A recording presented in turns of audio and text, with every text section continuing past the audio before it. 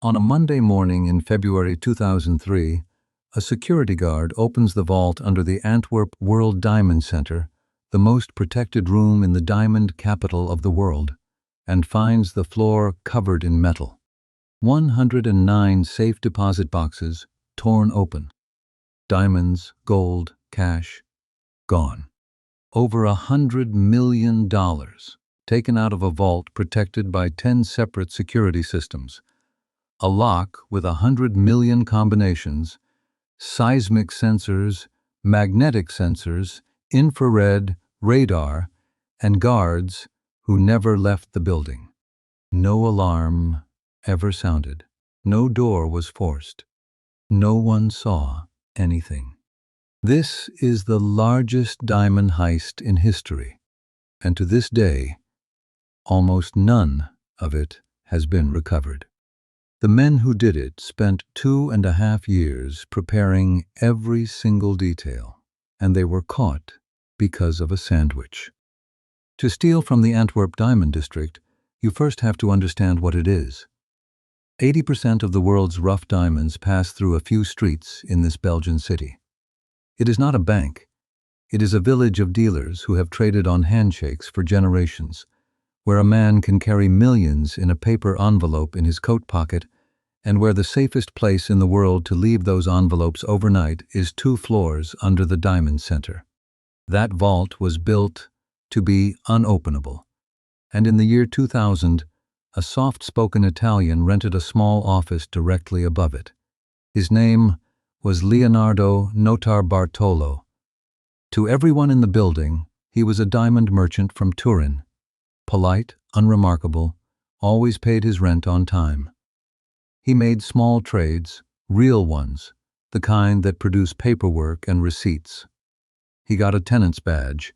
He got his own safe deposit box in the vault, like any other dealer. He said good morning to the guards, and the guards said good morning back. For 2.5 years, because that is what he was actually buying, time inside the building. Not the diamonds. Access. While he traded, he was filming. A tiny camera, hidden in a pen, tucked in his jacket pocket, recording the corridor, the vault door, the lock, the key cabinet, the guard rotations, the alarm panel, hour after hour, month after month. He was not looking for a way to break in. He was making a blueprint of a room nobody outside the security firm had ever fully seen. Then that blueprint traveled back to Italy, to a group of specialists from Turin who had worked together for years. Police would later call them La Scuola di Torino, the School of Turin. Not a gang in the street sense, a faculty, a lockman, an alarm and electronics man, a safecracker.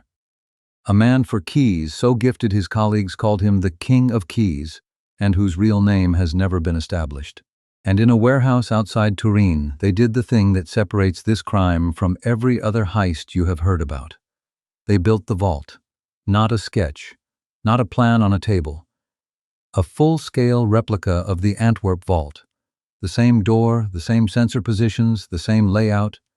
And then they rehearsed inside it, over and over, testing every countermeasure until the whole job could be performed in the dark, silently, by men who had already done it 100 times. Remember that word? Rehearsed. Everything in this story is rehearsed. Every movement, every tool, every second inside that room, which is exactly why what finally destroyed them is so hard to believe. The weekend of February 15th, 2003. The Diamond District empties. The traders are gone, the streets are quiet, and the vault below is sealed for 2 days. The team enters the building through an adjoining property and a garden, avoiding the front entrance entirely. And then, one by one, they begin taking apart what the industry had called an unbeatable room. Lock 1, the security guards. 24 hours a day, they patrol the building. But the vault itself is sealed for the weekend. Nobody is supposed to be down there, so nobody looks. The thieves are not fighting the guards. They are using the guards' certainty that a sealed vault stays sealed. Lock 2, the motion detector at the bottom of the stairs. A live sensor in a corridor nobody can cross unseen. They kill it with a spray, silicone coating the sensor's eye, and walk through a beam that no longer sees them. Lock 3, the light detector. The vault is protected by a sensor that reads a single change in light. Their solution costs almost nothing, a strip of tape across it. The room stays permanently, obediently dark. Lock 4, the infrared heat sensor, a detector that sees the warmth of a human body. This one cannot be sprayed or taped, so they make a shield out of polystyrene held in front of them, absorbing their body heat as they move through the beam. 2 men, walking behind a sheet of foam, invisible to a machine designed to see life itself. Lock 5, the magnetic field sensor on the vault door. When the door opens, 2 magnetic plates separate. The field breaks, the alarm screams. It is the simplest and most reliable lock in the room, and their answer to it is the most elegant thing in this entire story. They do not defeat the field. They unscrew both magnets from the door and frame, hold them together, and tape them to each other. The plates never separate. As far as the security system is concerned, that vault door is still closed. It stays closed all weekend, while men walk in and out of it. Lock 6, the vault key, a duplicate made in advance from the reconnaissance. Nothing dramatic, just 2.5 years of access converted into a piece of metal. Lock 7, the combination lock. 100 million possible combinations, the centerpiece of the vault's reputation. And here we hit the one thing nobody has ever explained. The team got through it. How they did it has never been established. Not by the police, not at trial, not in 20 years of reporting. Theories range from filmed footage of the dial, to a lock that was left improperly secured, to help from inside the building. Pick whichever you find most comfortable.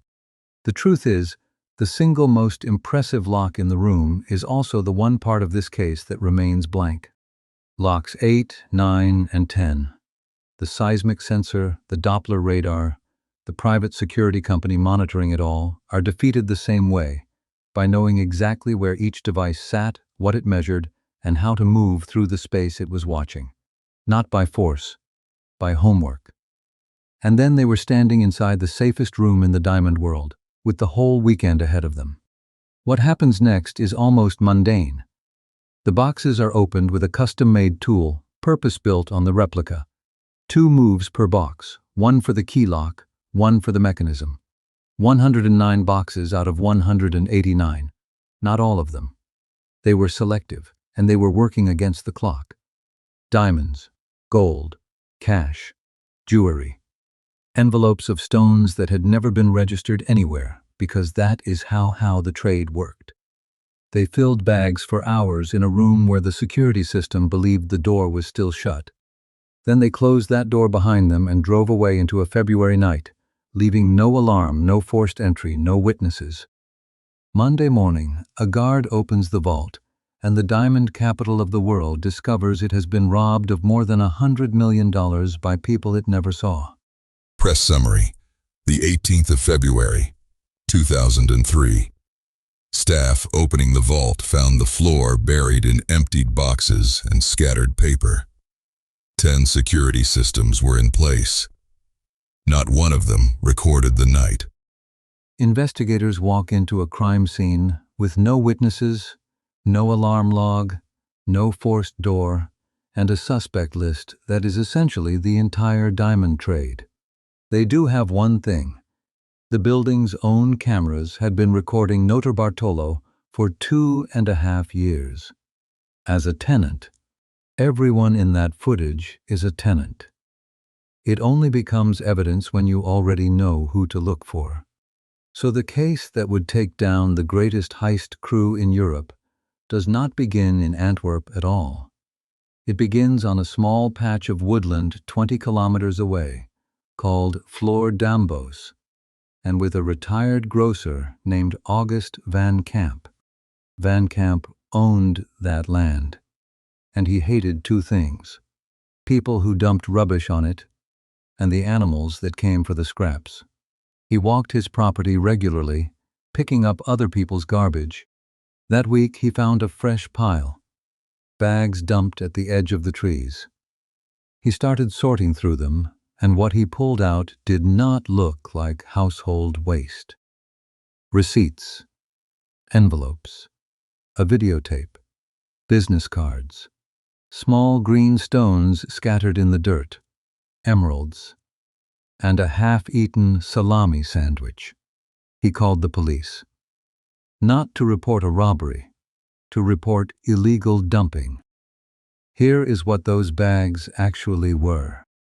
In the days after the heist, one member of the crew, Pietro Tavano, had been left to destroy the evidence. Everything from the safe house, everything used in the vault. And under pressure, in a country he did not know, he did what panicking people do. He made it someone else's problem. He drove out of the city and threw it into the first quiet piece of woodland he found. Of all the woodland in Belgium, he chose a plot owned by the one man who inspected his own trees for litter. The bags were a confession in physical form. The receipts placed Italian men in Antwerp on specific dates. A business card connected them to a security specialist. The videotape and packaging tied to the equipment used. And the sandwich carried DNA. Notar Bartolo's DNA, the polite tenant from the second floor, on the crust of a snack thrown away by a man in a hurry. 2.5 years of preparation. A full-scale replica vault. 10 security systems dismantled without a single alarm. And it all collapses because somebody was too rushed to burn a bag of rubbish and picked the wrong forest to leave it in. Notar Bartolo was arrested. Then Finotto, Donorio, Tavano. Court record. Antwerp, 2005. Leonardo Notarbartolo, 10 years. For organizing the theft. Ferdinando Finotto, Elio Donorio, Pietro Tavano, 5 years each. One accomplice remains unidentified. In 2005, Notar Bartolo was sentenced to 10 years for organizing the heist. The other 3 got 5 years each. The King of Keys was never identified. He has never been arrested, never named, and, if he is alive, he is now an old man who got away with the largest diamond theft in history. Here is what makes this case refuse to close. They caught the men, and they never found the loot. A handful of stones surfaced. The overwhelming majority of what came out of those 109 boxes has never been recovered. Not in a raid, not in a sale, not in an auction, not in 20 years of watching the trade. More than $100 million in diamonds, gold, and cash simply left the world. And that is where this case grows a second story. In 2009, from the far side of his sentence, Leonardo Notarbartolo gave an interview to an American magazine and told a version that turned the whole thing upside down. In his telling, he was not the mastermind at all. The job was arranged by a diamond merchant. The vault contained far less than everyone claimed, and the whole event was staged for an insurance payout. He said the real money was never in those boxes. The claim, 2009, given from prison to an American magazine. The job was arranged by a diamond merchant. The vault held far less than anyone reported, and the entire event was staged for an insurance payout. Investigators and the diamond industry reject this account. Investigators rejected it. The industry rejected it. There is no evidence for it, and a convicted thief promoting his own legend has every reason to tell a better story than the truth. But notice why it survives anyway. Because of the missing loot. Because the traders in that district kept stones nobody registered, in boxes nobody audited, and when the boxes were emptied, the true contents could never be independently verified. A vault built on discretion cannot prove what was inside it. So the case ends with 2 facts that sit badly together. Men went to prison for stealing over $100 million, and no one can fully prove what was taken or where it went. The Antwerp vault was rebuilt, of course. Better locks, better cameras, better protocols. The industry learned. What it could not fix was the thing this crew actually exploited, which was never a machine. Look at the whole thing again and you see it was never a fight against technology. Every single system in that vault worked exactly as designed. The infrared sensor did detect heat.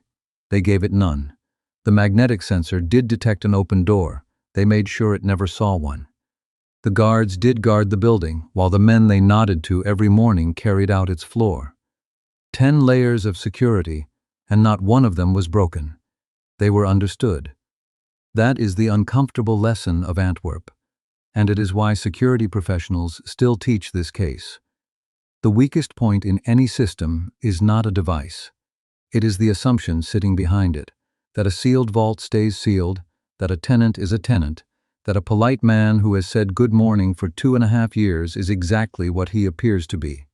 They spent 30 months earning that assumption. It was the only tool they truly needed. And in the end, the same species of assumption caught them. That a bag of rubbish thrown into a dark forest would simply disappear. Because who would ever go through it? One man would.